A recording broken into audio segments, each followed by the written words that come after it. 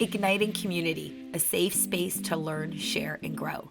Don't forget to like and subscribe below. Hi ladies, I'm Doris Forster and I'm back for part 2 of the contraception talk that related to the gender fertility talks that I've been doing and relates to gender equality. So the last talk I did focused on the methods of contraception that were available to women and how the responsibility was mostly the female. In terms of sterilization and in terms of the type of contraception that was being used. The more common methods of contraception were ones that women were responsible for, and it kind of removed males from the responsibility.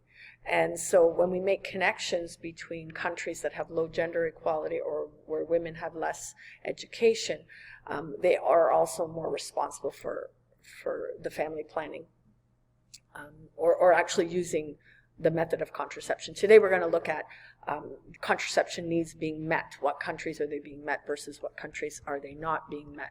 So the first one we're going to look at is demand for family planning satisfied by modern methods. So it's the percentage of married women ages 15 to 49 whose need for family planning is satisfied with modern methods. So this takes away the need to use traditional methods that are not as effective, but modern methods require you to go to a doctor, to be educated, to have some money to pay for it. And so that might be difficult for women in certain countries. The other thing that I found interesting, that it just focuses on married women, and I guess when we look at it globally, having babies out of wedlock is frowned upon in many countries. It's not a part of their culture, it's not part of their religion, and so I'm assuming that's why that data was collected. So when we look at the demand for family planning and it's being satisfied, what we're looking at is the dark colors. So there's 90 to 100%, one of the Central American countries, and then we start to look. And they are the countries that are more well off, more economically developed. And then we start to look, we're still above 50%. And there are African nations, it's not every country in Africa that the needs of the women are not being met. Okay, 50 to 60, we start to see a shift. 40 to 50. And now we're starting to see more African nations, and it is connected to economic development, to education, to gender equality. Okay, and there's just a couple countries that are 0 to 10%. South Sudan is one, and Albania. Okay, now this map, for some reason, China is in the data set but not on the map. But the countries that there's no data for, these are countries that are more economically developed. Women have a little bit more gender equality, a little bit more education. So I would assume if data was collected that they would be reflected in the 70% and above. Now when we look at the table, I'm going to sort this by the needs being met the highest to the lowest. And you'll see that China is the highest, and with their one-child policy in the past, they made it available. How do you reduce the number of babies? If you only want women to have one, how do you make that happen? You have to invest in contraception and making sure that the needs are being satisfied. So China is the leader here. France is second, but when you look at the rest of the countries, they're from all over. You know, we've got African nations, we've got Asian nations here, we've got Central American, North America, Central American countries here. So there's not really a regional trend, but what we'll see is that the countries that are more well off tend to have a greater percentage of the women's needs being met. Okay, and then I'm going to go to the bottom and we can see South Sudan. And then here, when you look at absolute change, you'll see the difference between 1984 and 2019. In South Sudan, there's been no change. And when you see a number that low, and then Albania I can't figure out, but South Sudan tells me that if they're using family planning, it's more traditional. Perhaps there's not money. Perhaps it's a cultural thing. Perhaps women are not empowered to make those decisions, and therefore the needs are not being met. Only 5% of the population, and that 5% perhaps are the more affluent, more educated women in the country.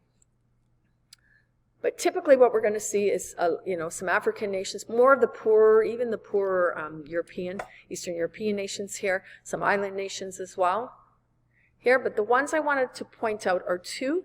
The ones I've been talking about quite a bit with gender equality. Rwanda was one of them. So they went from 21% of the needs being met to 65%. So that was an increase of 44%.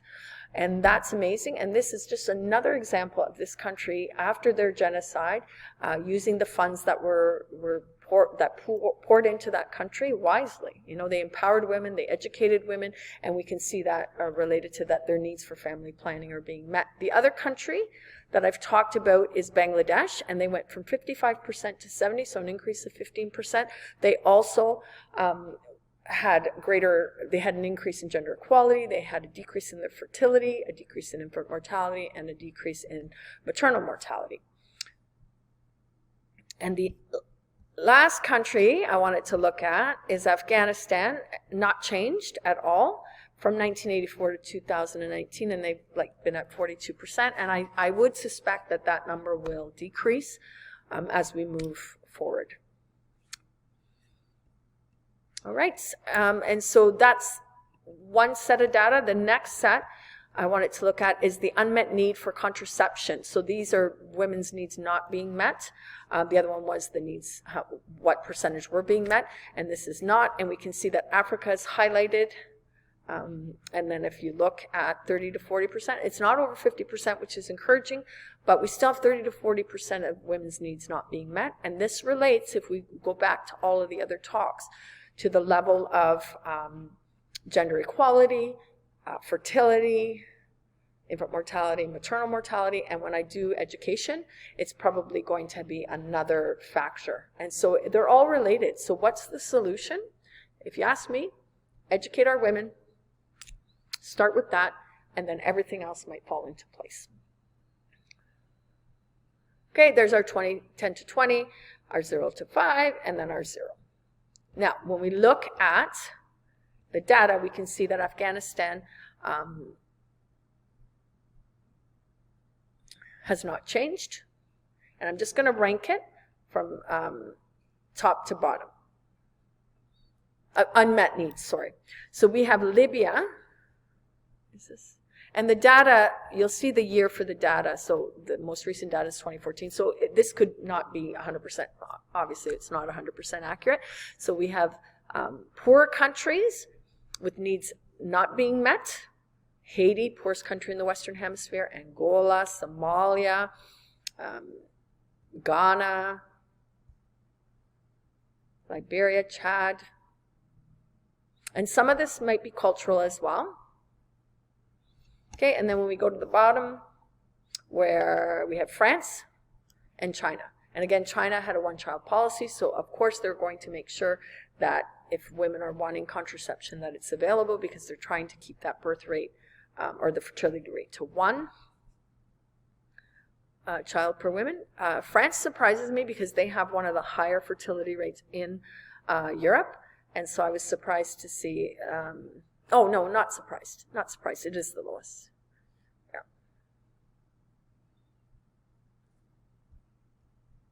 And we see more of the more developed nations with a lower percentage of population that their needs are not being met. Now, if we look at Rwanda's at about 18%.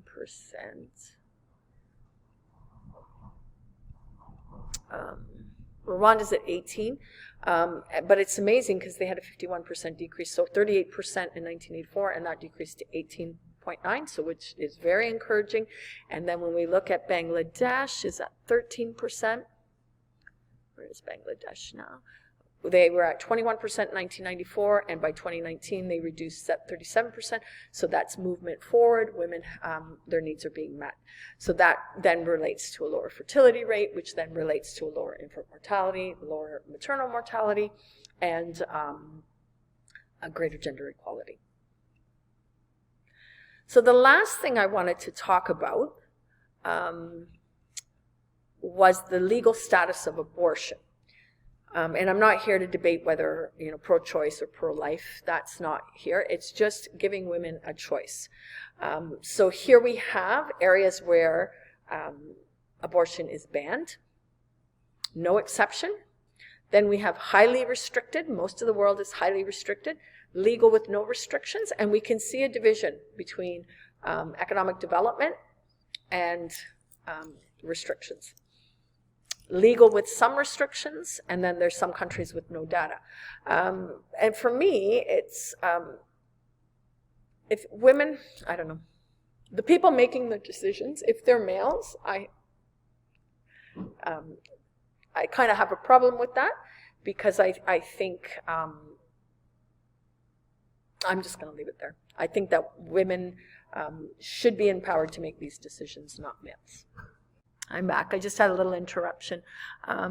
So I'm not going to, I just wanted to say, I just think that if we're dealing with laws that are about females and their bodies, more women should be involved in the decision-making process, and I'm going to leave it at that.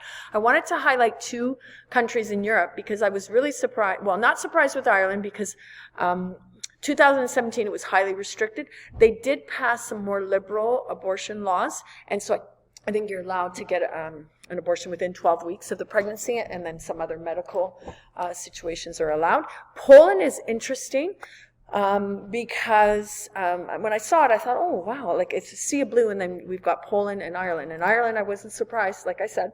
But Poland, so I looked into it, and it's not the woman that is subjected to any legal recourse. It's the medical personnel that performs the abortion, that is.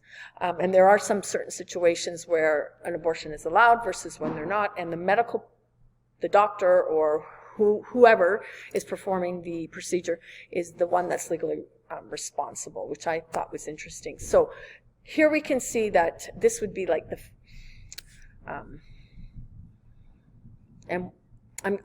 this is a really touchy subject, so I'm not going to say more. But what I wanted to show is this map.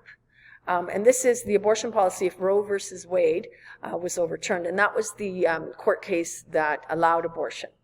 And so if that was, this map shows which states would restrict abortion rights and which would not. And you can see that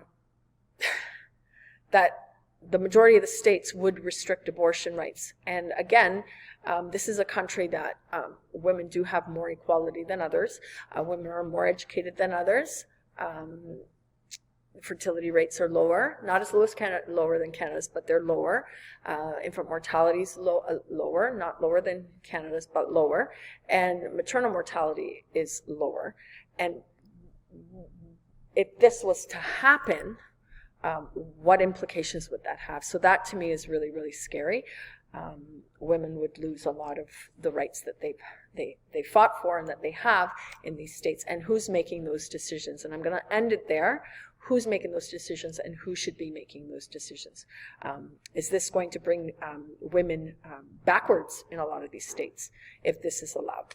And I just want to leave you there. Next time, I'm going to focus on education and how that relates to fertility and all these other indicators that we've been discussing. Have a great day. Be kind to one another. Bye for now.